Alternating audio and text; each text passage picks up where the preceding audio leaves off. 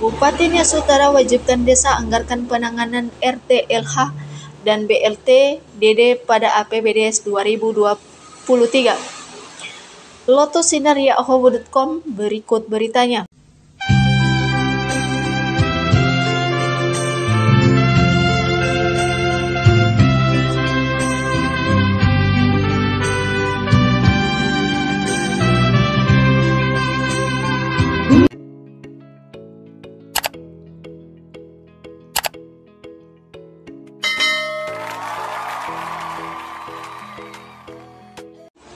Bupati Nias Utara wajibkan desa anggarkan penanganan RT-LH dan BLT-DD pada APBDes 2023. Lotus Sinarya.com berikut beritanya.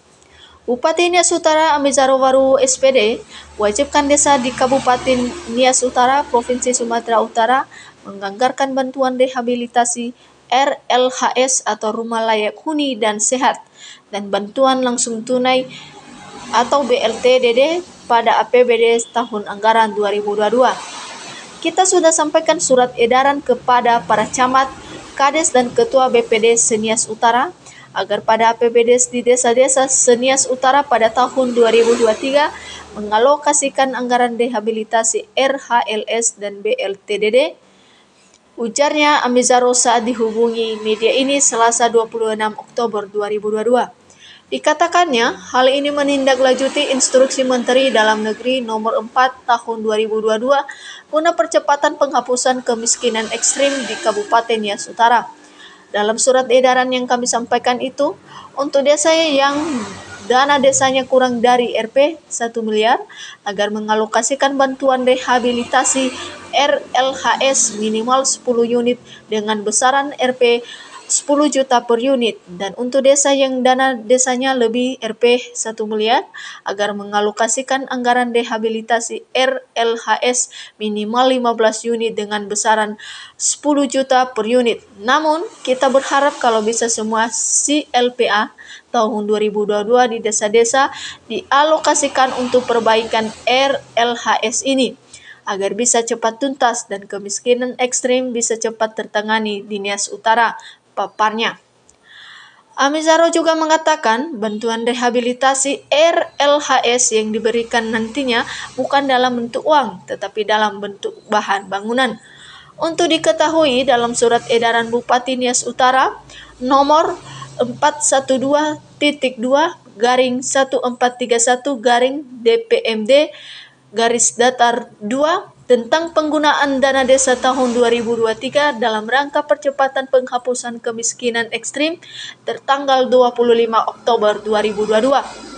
Syarat yang dapat menerima perbaikan atau rehabilitasi RLHS adalah keluarga prasejahtera yang terdaftar dalam DTKS atau Data Terpadu Kesejahteraan Sosial, bertempat tinggal di wilayah desa dan telah terdaftar sebagai penduduk desa setempat, memiliki rumah di atas tanah milik sendiri, belum pernah menerima bantuan sejenis dari pemerintah atau pemerintah daerah dan swasta maupun pihak lain, bersedia memberikan dukungan swadaya untuk menuntaskan pembangunan rumah. Kemudian, dinding dan atau atap rumah rusak atau membahayakan keselamatan penghuni, dinding terbuat dari bahan kayu, triplek atau bambu, atap terbuat dari daun rumbia, ijuk, asbes atau seng tua, lantai terbuat dari tanah, papan, bambu atau semen dalam kondisi rusak. Sarana MCK tidak tersedia atau tidak memadai. Dalam surat edaran itu juga, pendataan calon penerima rehabilitasi RLHS dilakukan oleh Sekretaris Desa bersama Kaur Perencanaan Desa dengan melibatkan Kepala Dusun setempat, PLD, dan diawasi oleh Camat, BPD, dan PD. Dikatakan lagi dalam edaran itu, data yang telah disiapkan oleh Sekretaris Desa kemudian disampaikan oleh Kepala Desa kepada BPD dengan melampirkan dokumen persyaratan.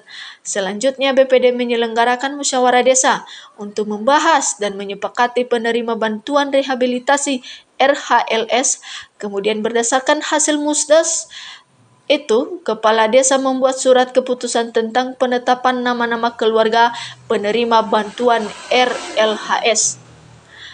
Adapun dokumen syarat yang perlu dipersiapkan oleh calon penerima bantuan rehabilitasi RLHS adalah fotokopi KTP, fotokopi KK, foto kondisi rumah, fotokopi bukti kepemilikan tanah berupa sertifikat atau surat hibat atau surat jual beli dan atau surat keterangan bukti kepemilikan dan surat pernyataan tanggung jawab mutlak untuk menuntaskan pembangunan rumah apabila menerima bantuan RLHS.